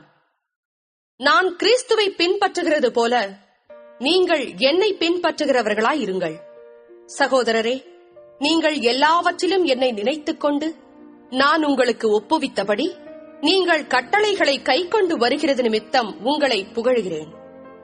ஒவ்வொரு புருஷனுக்கும் கிறிஸ்து தலையாயிருக்கிறார் என்றும், ஸ்திரீக்கு புருஷன் தலையாயிருக்கிறான் என்றும், கிறிஸ்துவுக்கு தேவன் தலையாயிருக்கிறார் என்றும் நீங்கள் அறிய வேண்டும் என்று விரும்புகிறேன். ஜெபம் பண்ணுகிற போதாவது, தீர்க்க தரிசனம் சொல்லுகிற போதாவது, தன் தலையை மூடிக்கொண்டிருக்கிற எந்த புருஷனும் தன் தலையை கனவீனப்படுத்துகிறான். ஜெபம் பண்ணுகிற போதாவது, தீர்க்க தரிசனம் சொல்லுகிற போதாவது, தன் தலையை மூடிக்கொள்ளாதிருக்கிற எந்த ஸ்திரீயும் தன் தலையை கனவீனப்படுத்துகிறாள். அது அவளுக்கு தலை சிரைக்கப்பட்டது போல் இருக்குமே. ஸ்திரீயானவள் முக்காடிட்டுக் கொள்ளாவிட்டால் தலைமயிரையும் கத்தரித்து போட கடவள். தலைமயிர் கத்தரிக்கப்படுகிறதும் சிரைக்கப்படுகிறதும் ஸ்திரீக்கு வெட்கமானால் முக்காடிட்டுக் கொண்டிருக்க கடவள். புருஷனானவன் தேவனுடைய சாயலும் மகிமையுமாயிருக்கிறபடியால் தன் தலையை மூடிக்கொள்ள வேண்டுவதில்லை. ஸ்திரீயானவள் புருஷனுடைய மகிமையாயிருக்கிறாள். புருஷன் ஸ்திரீயிலிருந்து தோன்றினவன் அல்ல, ஸ்திரீயே புருஷனிலிருந்து தோன்றினவள். புருஷன் ஸ்திரீக்காக சிருஷ்டிக்கப்பட்டவன் அல்ல, ஸ்திரீயே புருஷனுக்காக சிருஷ்டிக்கப்பட்டவள். ஆகையால் தூதர்களின் நிமித்தம் ஸ்திரீயானவள் தலையின் மேல் முக்காடிட்டுக் கொள்ள வேண்டும். ஆகிலும் கர்த்தருக்குள் ஸ்திரீ இல்லாமல் புருஷனும் இல்லை, புருஷன் இல்லாமல் ஸ்திரீயும் இல்லை. ஸ்திரீயானவள் புருஷனிலிருந்து தோன்றுகிறது போல புருஷனும் ஸ்திரீயினால் தோன்றுகிறான். சகலமும் தேவனால் உண்டாயிருக்கிறது. ஸ்திரீயானவள் தேவனை நோக்கி ஜெபம் பண்ணுகையில் தன் தலையை மூடிக்கொள்ளாமல் இருக்கிறது லட்சணமாயிருக்குமோ என்று உங்களுக்குள்ளே நிதானித்துக் கொள்ளுங்கள். புருஷன் மயிரை நீளமாய் வளர்க்கிறது அவனுக்கு கனவீனமாயிருக்கிறதென்றும், ஸ்திரீ தன் மயிரை நீளமாய் வளர்க்கிறது அவளுக்கு மகிமையாயிருக்கிறதென்றும் சுபாவமே உங்களுக்கு போதிக்கிறதில்லையா? தலைமயிர் அவளுக்கு முக்காடாக கொடுக்கப்பட்டிருக்கிறதே. ஆகிலும் ஒருவன் வாக்குவாதம் செய்ய மனதாயிருந்தால், எங்களுக்கும் தேவனுடைய சபைகளுக்கும் அப்படிப்பட்ட வழக்கம் இல்லை என்று அறிய கடவன். உங்களை புகழாமல் இதை குறித்து உங்களுக்கு கட்டளை கொடுக்கிறேன். நீங்கள் கூடி வருதல் நன்மைக்கேதுவாயிராமல் தீமைக்கேதுவாயிருக்கிறதே. முதலாவது, நீங்கள் சபையிலே கூடி வந்திருக்கும் போது உங்களில் பிரிவினைகள் உண்டென்று கேள்விப்படுகிறேன். அதில் சிலவற்றை நம்புகிறேன். உங்களில் உத்தமர்கள் இன்னார் என்று வெளியாகும்படிக்கு மார்க்க பேதங்களும் உங்களுக்குள்ளே உண்டாயிருக்க வேண்டியதே. நீங்கள் ஓரிடத்தில் கூடி வரும்போது அவனவன் தன் தன் சொந்த போஜனத்தை முந்திச் சாப்பிடுகிறான். ஒருவன் பசியாயிருக்கிறான், ஒருவன் வெறியாயிருக்கிறான். இப்படிச் செய்கிறது கர்த்தருடைய ராபோஜனம் பண்ணுதல் அல்லவே. புசிக்கிறதற்கும் குடிக்கிறதற்கும் உங்களுக்கு வீடுகள் இல்லையா? தேவனுடைய சபையை அசட்டை பண்ணி இல்லாதவர்களை வெட்கப்படுத்துகிறீர்களா? உங்களுக்கு நான் என்ன சொல்லுவேன்? இதை குறித்து உங்களை புகழ்வேனோ? புகழேன். நான் உங்களுக்கு ஒப்புவித்ததை கர்த்தரிடத்தில் பெற்றுக்கொண்டேன். என்னவெனில், கர்த்தராகிய இயேசு தாம் காட்டிக் கொடுக்கப்பட்ட அன்று ராத்திரியிலே அப்பத்தை எடுத்து ஸ்தோத்திரம் பண்ணி அதை பிட்டு, நீங்கள் வாங்கி புசியுங்கள், இது உங்களுக்காக பிற்கப்படுகிற என்னுடைய சரீரமாயிருக்கிறது, என்னை நினைவு கூறும்படி இதை செய்யுங்கள் என்றார். போஜனம் பண்ணின பின்பு அவர் அந்தப்படியே பாத்திரத்தையும் எடுத்து, இந்த பாத்திரம் என் இரத்தத்தினால் ஆகிய புதிய உடன்படிக்கையாயிருக்கிறது. நீங்கள் இதை பானம் பண்ணும் போதெல்லாம் என்னை நினைவு கூறும்படி இதைச் செய்யுங்கள் என்றார். ஆகையால் நீங்கள் இந்த அப்பத்தை புசித்து இந்த பாத்திரத்தில் பானம் பண்ணும் போதெல்லாம் கர்த்தர் வருமளவும் அவருடைய மரணத்தை தெரிவிக்கிறீர்கள். இப்படி இருக்க எவன் அபாத்திரமாய் கர்த்தருடைய அப்பத்தை புசித்து அவருடைய பாத்திரத்தில் பானம் பண்ணுகிறானோ அவன் கர்த்தருடைய சரீரத்தையும் இரத்தத்தையும் குறித்து குற்றமுள்ளவனாயிருப்பான். எந்த மனுஷனும் தன்னைத்தானே சோதித்தறிந்து இந்த அப்பத்தில் புசித்து இந்த பாத்திரத்தில் பானம் பண்ண கடவன். எண்ணத்தினாலெனில் அபாத்திரமாய் போஜன பானம் பண்ணுகிறவன் கர்த்தருடைய சரீரம் இன்னதென்று நிதானித்து அறியாததினால் தனக்கு ஆக்கினை தீர்ப்பு வரும்படி போஜனபானம் பண்ணுகிறான். இது நிமித்தம் உங்களில் அநேகர் பலவீனரும் வியாதி உள்ளவர்களுமாயிருக்கிறார்கள், அநேகர் நித்திரையும் அடைந்திருக்கிறார்கள். நம்மை நாமே நிதானித்து அறிந்தால் நாம் நியாயம் தீர்க்கப்படும். நாம் நியாயம் தீர்க்கப்படும் போது உலகத்தோடே ஆக்கினைக்குள்ளாக தீர்க்கப்படாதபடிக்கு கர்த்தராலே சிட்சிக்கப்படுகிறோம். ஆகையால் என் சகோதரரே, நீங்கள் போஜனம் பண்ண கூடி வரும்போது ஒருவருக்காக ஒருவர் காத்திருங்கள். நீங்கள் ஆக்கினைக்கேதுவாக கூடி வராதபடிக்கு ஒருவனுக்கு பசியிருந்தால் வீட்டிலே சாப்பிடக் கடவன். மற்ற காரியங்களை நான் வரும்போது திட்டம் பண்ணுவேன். 12ஆம் அதிகாரம். அன்றியும் சகோதரரே, ஆவிக்குரிய வரங்களை குறித்து நீங்கள் அறியாதிருக்க எனக்கு மனதில்லை. நீங்கள் அஞ்ஞானிகளாயிருந்த போது ஏவப்பட்டபடியே ஊமையான விக்கிரகங்களிடத்தில் மனதை செலுத்தினீர்கள் என்று உங்களுக்கு தெரியுமே. ஆதலால் தேவனுடைய ஆவியினாலே பேசுகிற எவனும் இயேசுவை சபிக்கப்பட்டவன் என்று சொல்ல மாட்டான் என்றும், பரிசுத்த ஆவியினாலே அன்றி இயேசுவை கர்த்தர் என்று ஒருவனும் சொல்லக்கூடாதென்றும் உங்களுக்கு தெரிவிக்கிறேன். வரங்களில் வித்தியாசங்கள் உண்டு, ஆவியானவர் ஒருவரே. ஊழியங்களிலேயும் வித்தியாசங்கள் உண்டு, கர்த்தர் ஒருவரே. கிரியைகளிலேயும் வித்தியாசங்கள் உண்டு, எல்லாருக்குள்ளும் எல்லாவற்றையும் நடப்பிக்கிற தேவன் ஒருவரே. ஆவியனுடைய அனுக்கிரகம் அவனவனுடைய பிரயோஜனத்திற்கென்று அளிக்கப்பட்டிருக்கிறது. எப்படியெனில், ஒருவனுக்கு ஆவியினாலே ஞானத்தை போதிக்கும் வசனமும், வேறொருவனுக்கு அந்த ஆவியினாலேயே அறிவை உணர்த்தும் வசனமும், வேறொருவனுக்கு அந்த ஆவியினாலேயே விசுவாசமும், வேறொருவனுக்கு அந்த ஆவியினாலேயே குணமாக்கும் வரங்களும், வேறொருவனுக்கு அற்புதங்களைச் செய்யும் சக்தியும், வேறொருவனுக்கு தீர்க்க தரிசனம் உரைத்தலும், வேறொருவனுக்கு ஆவிகளை பகுத்தறிதலும், வேறொருவனுக்கு பற்பல பாஷைகளை பேசுதலும், வேறொருவனுக்கு பாஷைகளை வியாக்கியானம் பண்ணுதலும் அளிக்கப்படுகிறது. இவைகளை எல்லாம் அந்த ஒரே ஆவியானவர் நடப்பித்து தமது சித்தத்தின்படியே அவனவனுக்கு பகிர்ந்து கொடுக்கிறார். எப்படியெனில், சரீரம் ஒன்று, அதற்கு அவயவங்கள் அநேகம். ஒரே சரீரத்தின் அவயவங்கள் எல்லாம் அநேகமாயிருந்தும் சரீரம் ஒன்றாகவே இருக்கிறது. அந்த பிரகாரமாக கிறிஸ்துவும் இருக்கிறார். நாம் யூதராயினும் கிரேக்கராயினும் அடிமைகளாயினும் சுயாதீனராயினும் எல்லாரும் ஒரே ஆவியினாலே ஒரே சரீரத்திற்குள்ளாக ஞானஸ்நானம் பண்ணப்பட்டு எல்லாரும் ஒரே ஆவிக்குள்ளாகவே தாகம் தீர்க்கப்பட்டோம். சரீரமும் ஒரே அவயவமாயிராமல் அநேக அவயவங்களாயிருக்கிறது. காலானது நான் கையாயிராதபடியினாலே நான் சரீரத்தின் அவயவம் அல்லவென்றால் அதனாலே அது சரீரத்தின் அவயவமாயிராதோ? காதானது நான் கண்ணாயிராதபடியினாலே நான் சரீரத்தின் அவயவம் அல்லவென்றால் அதனாலே அது சரீரத்தின் அவயவமாயிராதோ? சரீரம் முழுவதும் கண்ணானால் செவி எங்கே? அது முழுவதும் செவியானால் மோப்பம் எங்கே? தேவன் தமது சித்தத்தின்படி அவயவங்கள் ஒவ்வொன்றையும் சரீரத்திலே வைத்தார். அவையெல்லாம் ஒரே அவயவமாயிருந்தால் சரீரம் எங்கே? அவயவங்கள் அநேகமாயிருந்தும் சரீரம் ஒன்றே. கண்ணானது கையை பார்த்து நீ எனக்கு வேண்டுவதில்லை என்றும், தலையானது கால்களை நோக்கி நீங்கள் எனக்கு வேண்டுவதில்லை என்றும் சொல்லக்கூடாது. சரீர அவயவங்களில் பலவீனமுள்ளவைகளாய் காணப்படுகிறவைகளே மிகவும் வேண்டியவைகளாயிருக்கிறது. மேலும் சரீர அவயவங்களில் கனவீனமாய் காணப்படுகிறவைகளுக்கே அதிக கனத்தை கொடுக்கிறோம். நம்மில் லட்சணமில்லாதவைகளே அதிக அலங்காரம் பெறும். நம்மில் லட்சணம் உள்ளவைகளுக்கு அலங்கரிப்பு வேண்டியதில்லை. சரீரத்திலே பிரிவினை உண்டாயிராமல் அவயவங்கள் ஒன்றை குறித்து ஒன்று கவலையாயிருக்கும்படிக்கு தேவன் கனத்தில் குறைவுள்ளதற்கு அதிக கனத்தை கொடுத்து இப்படி சரீரத்தை அமைத்திருக்கிறார். ஆதலால் ஒரு அவயவம் பாடுபட்டால் எல்லா அவயவங்களும் கூட பாடுபடும்.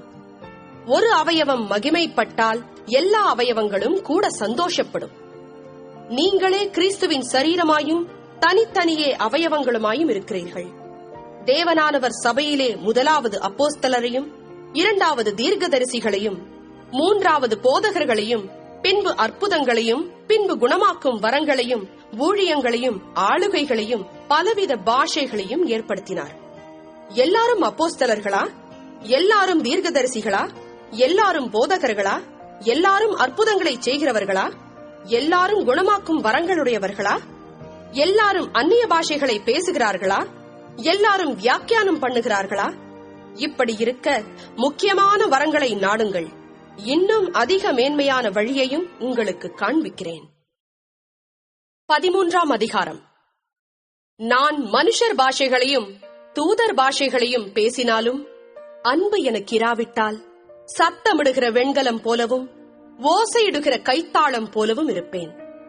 நான் தீர்க்க தரிசன வரத்தை உடையவனாயிருந்து சகல ரகசியங்களையும் சகல அறிவையும் அறிந்தாலும், மலைகளை பேர்க்கத்தக்கதாக சகல விசுவாசம் உள்ளவனாயிருந்தாலும் அன்பு எனக்கு இராவிட்டால் நான் ஒன்றுமில்லை.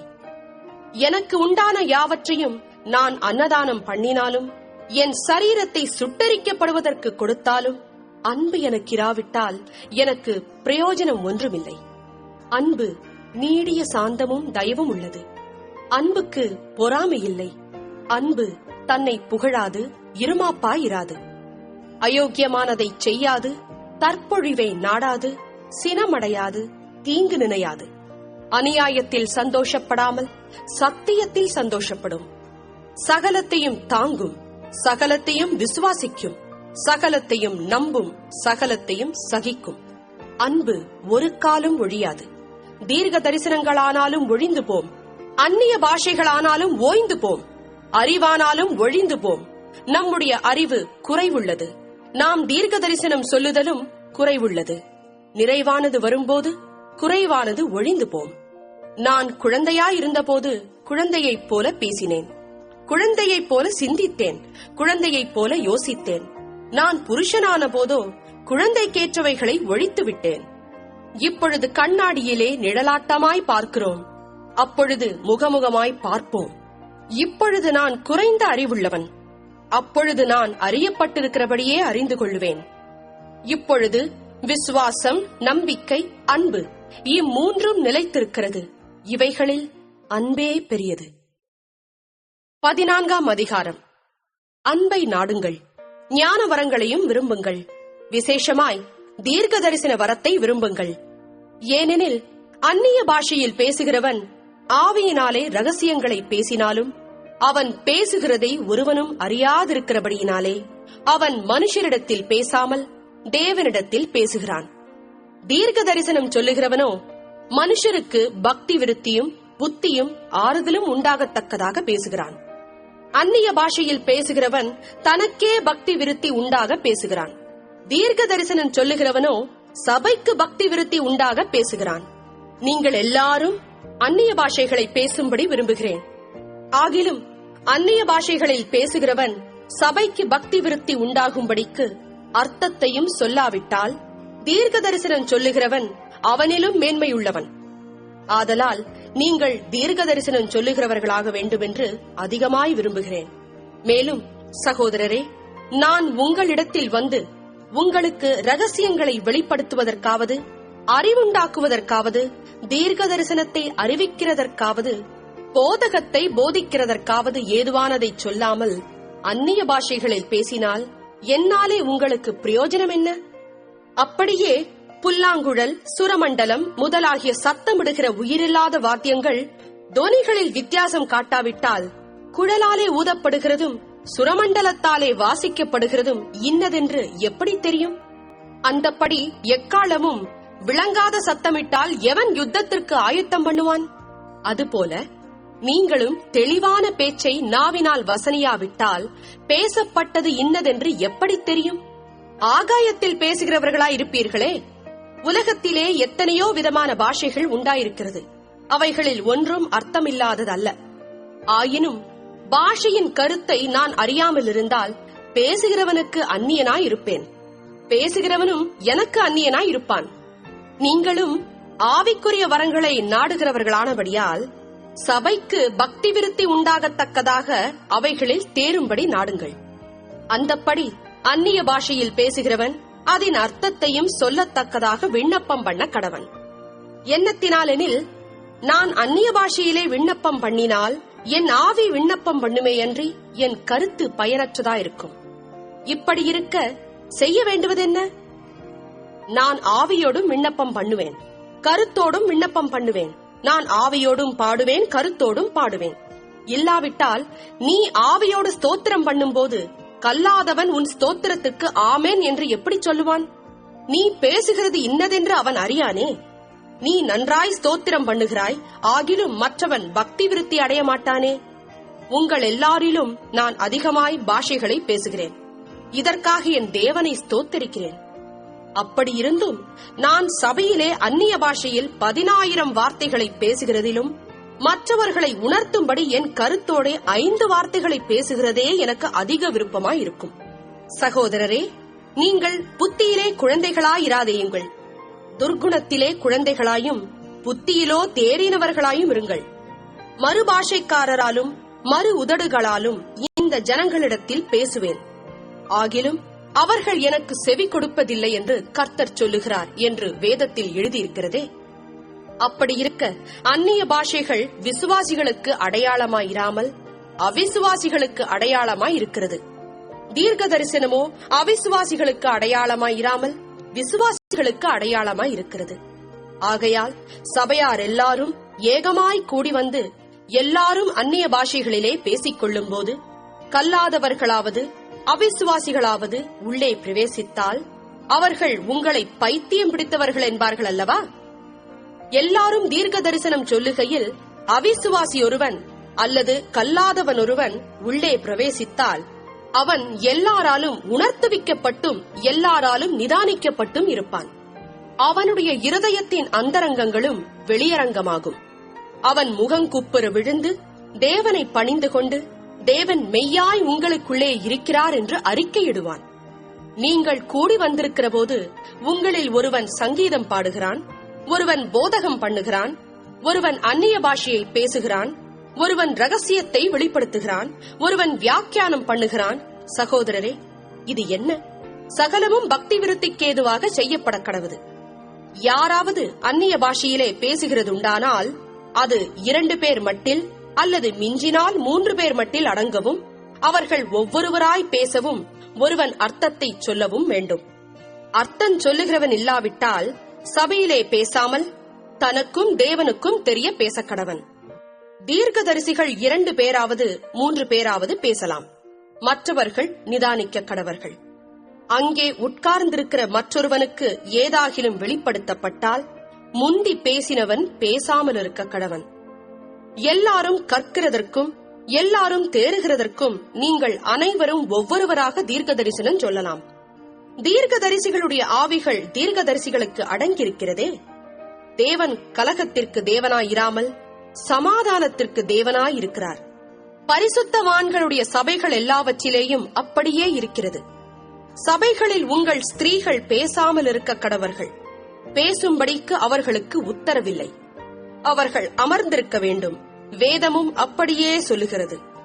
அவர்கள் ஒரு காரியத்தை கற்றுக்கொள்ள விரும்பினால் வீட்டிலே தங்கள் புருஷரிடத்தில் விசாரிக்க கடவர்கள். ஸ்திரீகள் சபையிலே பேசுகிறது அயோக்கியமாயிருக்குமே. தேவ வசனம் உங்களிடத்தில் இருந்தா புறப்பட்டது? அது உங்களிடத்துக்கு மாத்திரமா வந்தது? ஒருவன் தன்னை தீர்க்கதரிசி என்றாவது ஆவியை பெற்றவன் என்றாவது எண்ணினால் நான் உங்களுக்கு எழுதுகிறவைகள் கர்த்தருடைய கற்பனைகள் என்று அவன் ஒத்துக்கொள்ள கடவன். ஒருவன் அறியாதவனாயிருந்தால் அவன் அறியாதவனாயிருக்கட்டும். இப்படி இருக்க சகோதரரே, தீர்க்க தரிசனம் சொல்ல நாடுங்கள். அந்நிய பாஷைகளை பேசுகிறதற்கும் தடை பண்ணாதிருங்கள். சகலமும் நல்லொழுக்கமாயும் கிரமமாயும் செய்யப்பட கடவுது. 15ஆம் அதிகாரம். அன்றியும் சகோதரரே, நான் உங்களுக்கு பிரசங்கித்த சுவிசேஷத்தை மறுபடியும் உங்களுக்கு தெரியப்படுத்துகிறேன். நீங்களும் அதை ஏற்றுக்கொண்டு அதிலே நிலைத்திருக்கிறீர்கள். நான் உங்களுக்கு பிரசங்கித்த பிரகாரமாய் நீங்கள் அதை கைக்கொண்டிருந்தால் அதனாலே நீங்கள் ரட்சிக்கப்படுவீர்கள். மற்றபடி உங்கள் விசுவாசம் விருதாவாயிருக்குமே. நான் அடைந்ததும் உங்களுக்கு பிரதானமாக ஒப்புவித்ததும் என்னவென்றால், கிறிஸ்துவானவர் வேத வாக்கியங்களின்படி நமது பாவங்களுக்காக மரித்து அடக்கம் பண்ணப்பட்டு வேத வாக்கியங்களின்படி 3ஆம் நாளில் உயிர்த்தெழுந்து கேபாவுக்கும் பின்பு 12 தரிசனமானார். அதன் பின்பு அவர் 500 பேருக்கு அதிகமான சகோதரருக்கும் ஒரே வேளையில் தரிசனமானார். அவர்களில் அநேகர் இந்நாள் வரைக்கும் இருக்கிறார்கள், சிலர் மாத்திரம் நித்திரையடைந்தார்கள். பின்பு யாக்கோபுக்கும் அதன் பின்பு அப்போஸ்தலர் எல்லாருக்கும் தரிசனமானார். எல்லாருக்கும் பின்பு அகால பிறவி போன்ற எனக்கும் தரிசனமானார். நான் அப்போஸ்தலர் எல்லாரிலும் சிறியவனாயிருக்கிறேன். தேவனுடைய சபையை துன்பப்படுத்தினதினாலே நான் அப்போஸ்தலன் என்று பெயர் பெறுவதற்கும் பாத்திரன் அல்ல. ஆகிலும் நான் இருக்கிறது தேவ கிருபையினாலே இருக்கிறேன். அவர் எனக்கு அருளிய கிருபை விருதாவாயிருக்கவில்லை. அவர்கள் எல்லாரிலும் நான் அதிகமாய் பிரயாசப்பட்டேன். ஆகிலும் நான் அல்ல, என்னுடனே இருக்கிற தேவ கிருபையே அப்படி செய்தது. ஆகையால் நானாகிலும் அவர்களாகிலும் இப்படியே பிரசங்கித்து வருகிறோம். நீங்களும் இப்படியே விசுவாசித்திருக்கிறீர்கள். கிறிஸ்து மரித்தோரிலிருந்து எழுந்தார் என்று பிரசங்கிக்கப்பட்டிருக்க, மரித்தோரின் உயிர்த்தெழுதல் இல்லை என்று உங்களில் சிலர் எப்படி சொல்லலாம்? மரித்தோரின் உயிர்த்தெழுதல் இல்லாவிட்டால் கிறிஸ்துவும் எழுந்திருக்கவில்லையே. கிறிஸ்து எழுந்திருக்கவில்லை என்றால் எங்கள் பிரசங்கமும் விருதா, உங்கள் விசுவாசமும் விருதா.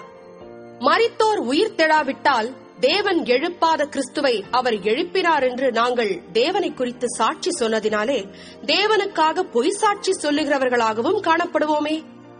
மரித்தோர் உயிர்த்தெழாவிட்டால் கிறிஸ்துவும் எழுந்திருக்கவில்லை. கிறிஸ்து எழுந்திராவிட்டால் உங்கள் விசுவாசம் வீணாயிருக்கும். நீங்கள் இன்னும் உங்கள் பாவங்களில் இருப்பீர்கள். கிறிஸ்துவுக்குள் நித்திரை அடைந்தவர்களும் கெட்டிருப்பார்களே.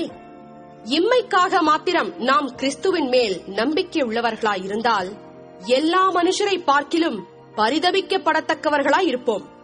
கிறிஸ்துவோ மரித்தோரிலிருந்து எழுந்து நித்திரை அடைந்தவர்களில் முதற் பலனானார். மனுஷனால் மரணம் உண்டானபடியால் மனுஷனால் மரித்தோரின் உயிர்த்தெழுதலும் உண்டாயிற்று. ஆதாமுக்குள் எல்லாரும் மரிக்கிறது போல கிறிஸ்துவுக்குள் எல்லாரும் உயிர்ப்பிக்கப்படுவார்கள். அவனவன் தன் தன் வரிசையிலே உயிர்ப்பிக்கப்படுவான். முதற் பலனானவர் கிறிஸ்து. பின்பு அவர் வருகையில் அவருடையவர்கள் உயிர்ப்பிக்கப்படுவார்கள். அதன் பின்பு முடிவு உண்டாகும். அப்பொழுது அவர் சகல துரைத்தனத்தையும் சகல அதிகாரத்தையும் வல்லமையையும் பரிகரித்து தேவனும் பிதாவுமாயிருக்கிறவருக்கு ராஜ்யத்தை ஒப்புக் கொடுப்பார். எல்லா சத்துருக்களையும் தமது பாதத்திற்கு கீழாக்கி போடும் வரைக்கும் அவர் ஆளுகை செய்ய வேண்டியது. பரிகரிக்கப்படும் கடைசி சத்துரு மரணம். சகலத்தையும் அவருடைய பாதத்திற்கு கீழ்ப்படுத்தினாரே. ஆகிலும் சகலமும் அவருக்கு கீழ்ப்படுத்தப்பட்டதென்று சொல்லி இருக்கும் போது சகலத்தையும் அவருக்கு கீழ்ப்படுத்தினவர் கீழ்ப்படுத்தப்படவில்லை என்பது வெளியரங்கமாயிருக்கிறது. சகலமும் அவருக்கு கீழ்ப்பட்டிருக்கும் போது தேவனே சகலத்திலும் சகலமுமாயிருப்பதற்கு குமாரன் தாமும் தமக்கு சகலத்தையும் கீழ்ப்படுத்தினவருக்கு கீழ்ப்பட்டிருப்பார். மேலும் மரித்தோர் உயிர்த்தெழாவிட்டால் மரித்தவர்களுக்காக ஞானஸ்நானம் பெறுகிறவர்கள் என்ன செய்வார்கள்? மரித்தவர்களுக்காக ஏன் ஞானஸ்நானம் பெறுகிறார்கள்? நாங்களும் ஏன் எந்நேரமும் நாசமோசத்திற்கு ஏதுவாயிருக்கிறோம்? நான் அனுதினமும் சாகிறேன். அதை நம்முடைய கர்த்தராகிய கிறிஸ்து இயேசுவினால் உங்களை குறித்து நான் பாராட்டுகிற மேன்மையை கொண்டு சத்தியமாய் சொல்லுகிறேன். நான் எபேசுவிலே துஷ்ட மிருகங்களுடனே போராடினேன் என்று மனுஷர் வழக்கமாய் சொல்லுகிறேன். அப்படி போராடினதினாலே எனக்கு பிரயோஜனம் என்ன? மரித்தோர் உயிர்த்தெழாவிட்டால் புசிப்போம், குடிப்போம், நாளைக்கு சாவோம் என்று சொல்லலாமே. மோசம் போகாதிருங்கள். ஆகாத சம்பாஷணைகள் நல்லொழுக்கங்களை கெடுக்கும். நீங்கள் பாவம் செய்யாமல் நீதிக்கேற்க விழித்துக் கொண்டு தெளிந்தவர்களாயிருங்கள். சிலர் தேவனை பற்றி அறிவில்லாதிருக்கிறார்களே. உங்களுக்கு வெட்கம் உண்டாக இதை சொல்லுகிறேன். ஆகிலும் மரித்தோர் எப்படி எழுந்திருப்பார்கள், எப்படிப்பட்ட சரீரத்தோடே வருவார்கள் என்று ஒருவன் சொல்வானாகில், புத்தியீனனே, நீ விதைக்கிற விதை செத்தாலொழிய உயிர்க்க மாட்டாதே. நீ விதைக்கிற போது இனி உண்டாகும் மேனியை விதையாமல் கோதுமை அல்லது மற்றொரு தானியத்தினுடைய வெறும் விதையையே விதைக்கிறாய். அதற்கு தேவன் தமது சித்தத்தின்படியே மேனியை கொடுக்கிறார். விதை வகைகள் ஒவ்வொன்றுக்கும் அதற்கேற்ற மேனியையே கொடுக்கிறார். எல்லா மாம்சமும் ஒரே விதமான மாம்சம் அல்ல. மனுஷருடைய மாம்சம் வேறே, மிருகங்களுடைய மாம்சம் வேறே, மச்சங்களுடைய மாம்சம் வேறே, பறவைகளுடைய மாம்சம் வேறே. வானத்துக்குரிய மேனிகளும் உண்டு, பூமிக்குரிய மேனிகளும் உண்டு. வானத்துக்குரிய மேனிகளுடைய மகிமையும் வேறே, பூமிக்குரிய மேனிகளுடைய மகிமையும் வேறே. சூரியனுடைய மகிமையும் வேறே, சந்திரனுடைய மகிமையும் வேறே, நட்சத்திரங்களுடைய மகிமையும் வேறே. மகிமையிலே நட்சத்திரத்துக்கு நட்சத்திரம் விசேஷித்திருக்கிறது.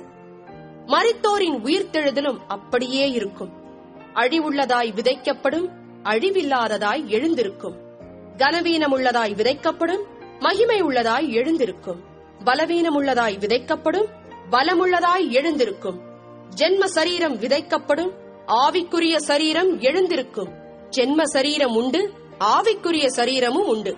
அந்தப்படியே முந்தின மனுஷனாகிய ஆதாம் ஜீவாத்துமாவானான் என்று எழுதியிருக்கிறது. பிந்தின ஆதாம் உயிர்ப்பிக்கிற ஆவியானார். ஆகிலும் ஆவிக்குரிய சரீரம் முந்தினதல்ல, ஜென்ம சரீரமே முந்தினது, ஆவிக்குரிய சரீரம் பிந்தினது. முந்தின மனுஷன் பூமியிலிருந்து உண்டான மண்ணானவன், இரண்டாம் மனுஷன் வானத்திலிருந்து வந்த கர்த்தர். மண்ணானவன் எப்படிப்பட்டவனோ மண்ணானவர்களும் அப்படிப்பட்டவர்களே. வானத்துக்குரியவர் எப்படிப்பட்டவரோ வானத்துக்குரியவர்களும் அப்படிப்பட்டவர்களே. மேலும் மண்ணானவனுடைய சாயலை நாம் அணிந்திருக்கிறது போல வானவருடைய சாயலையும் அணிந்து கொள்வோம். சகோதரரே, நான் சொல்லுகிறது என்னவெனில், மாம்சமும் இரத்தமும் தேவனுடைய ராஜ்யத்தை சுதந்திரிக்க மாட்டாது. அழிவுள்ளது அழியாமையை சுதந்திரிப்பதும் இல்லை. இதோ ஒரு ரகசியத்தை உங்களுக்கு அறிவிக்கிறேன். நாம் எல்லாரும் நித்திரை அடைவதில்லை. ஆகிலும் கடைசி எக்காலம் தொனிக்கும் போது ஒரு நிமிஷத்திலே, ஒரு இமைப்பொழுதிலே நாம் எல்லோரும் மறுரூபமாக்கப்படுவோம். எக்காலம் தொனிக்கும். அப்பொழுது மரித்தோர் அழிவில்லாதவர்களாய் எழுந்திருப்பார்கள். நாமும் மறுரூபமாக்கப்படுவோம். அழிவுள்ளதாகிய இது அழியாமையையும், சாவுக்கேதுவாகிய இது சாவாமையையும் தரித்துக் கொள்ள வேண்டும். அழிவுள்ளதாகிய இது அழியாமையையும், சாவுக்கேதுவாகிய இது சாவாமையையும் தரித்துக் கொள்ளும் போது மரணம் ஜெயமாக விழுங்கப்பட்டது என்று எழுதியிருக்கிற வார்த்தை நிறைவேறும். மரணமே, உன் கூர் எங்கே? பாதாளமே, உன் ஜெயம் எங்கே? மரணத்தின் கூர் பாவம், பாவத்தின் பலன் நியாயப்பிரமாணம். நம்முடைய கர்த்தராகிய இயேசு கிறிஸ்துவினாலே நமக்கு ஜெயம் கொடுக்கிற தேவனுக்கு ஸ்தோத்திரம். ஆகையால் எனக்கு பிரியமான சகோதரரே, கர்த்தருக்குள் நீங்கள் படுகிற பிரயாசம் விருதாவாயிராதென்று அறிந்து நீங்கள் உறுதிப்பட்டவர்களாயும் அசையாதவர்களாயும் கர்த்தருடைய கிரியையிலே எப்பொழுதும் பெருகுகிறவர்களாயும் இருப்பீர்களாக. 16ஆம் அதிகாரம். பரிசுத்தவான்களுக்காக சேர்க்கப்படும் தர்ம பணத்தை குறித்து நான் கலாத்தியா நாட்டு சபைகளுக்கு பண்ணின திட்டத்தின்படியே நீங்களும் செய்யுங்கள். நான் வந்திருக்கும் போது பணம் சேர்க்குதல் இராதபடிக்கு உங்களில் அவனவன் வாரத்தின் முதல் நாள்தோறும் தன் தன் வரவுக்கு தக்கதாக எதையாகிலும் தன்னிடத்திலே சேர்த்து வைக்க கடவன். நான் வரும்போது உங்கள் உபகாரத்தை எருசலேமுக்கு கொண்டு போகும்படிக்கு நீங்கள் தகுதியுள்ளவர்களாக குறிக்கிறவர்கள் எவர்களோ அவர்களிடத்தில் நிருபங்களை கொடுத்து அவர்களை அனுப்புவேன். நானும் போகத்தக்கதானால் அவர்கள் என்னுடனே கூட வரலாம். நான் மக்கெதோனியா நாட்டின் வழியாய் போகிறபடியால் மக்கெதோனியா நாட்டை கடந்த பின்பு உங்களிடத்திற்கு வருவேன். நான் எங்கே போனாலும் நீங்கள் என்னை வழிவிட்டனுப்பும்படிக்கு நான் உங்களிடத்தில் சில காலம் தங்க வேண்டியதாயிருக்கும். ஒருவேளை மழைக்காலம் முடியும் வரையும் இருப்பேன். இப்பொழுது வழிப்பிரயாணத்திலே உங்களை கண்டுகொள்ள மாட்டேன். கர்த்தர் உத்தரவு கொடுத்தால் உங்களிடத்தில் வந்து சில காலம் தங்கி இருக்கலாம் என்று நம்புகிறேன். ஆகிலும் பெந்தகொஸ்தே பண்டிகை வரைக்கும் எபேசு பட்டணத்தில் இருப்பேன். ஏனெனில் இங்கே பெரிதும் அனுகூலமுமான கதவு எனக்கு திறக்கப்பட்டிருக்கிறது. விரோதம் செய்கிறவர்களும் அநேகர் இருக்கிறார்கள். தீமோத்தேயு உங்களிடத்திற்கு வந்தானேயாகில் அவன் உங்களிடத்தில் பயமில்லாமல் இருக்க பாருங்கள். என்னைப் போல அவனும் கர்த்தருடைய கிரியையை நடப்பிக்கிறானே.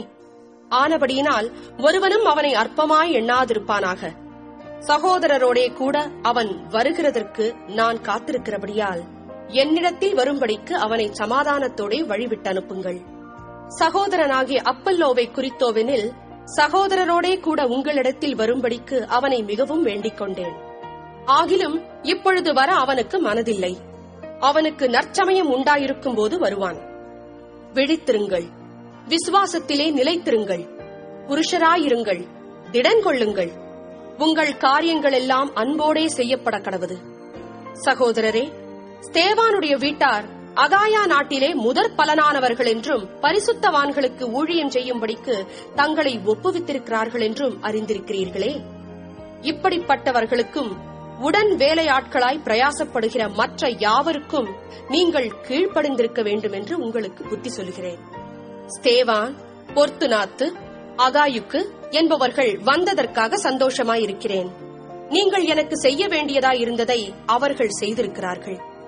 அவர்கள் என் ஆவிக்கும் உங்கள் ஆவிக்கும் ஆறுதல் செய்தார்கள். இப்படிப்பட்டவர்களை அங்கீகாரம் பண்ணுங்கள். ஆசியா நாட்டிலுள்ள சபையார் உங்களை வாழ்த்துகிறார்கள். ஆக்கில்லாவும் பிரிஸ்கில்லாளும் தங்கள் வீட்டிலே கூடுகிற சபையோடும் கூட கர்த்தருக்குள் உங்களை மிகவும் வாழ்த்துகிறார்கள். சகோதரர் எல்லாரும் உங்களை வாழ்த்துகிறார்கள். ஒருவரையொருவர் பரிசுத்த முத்தத்தோட வாழ்த்துங்கள். பவுலாகிய நான் என் கையெழுத்தாலே உங்களை வாழ்த்துகிறேன்.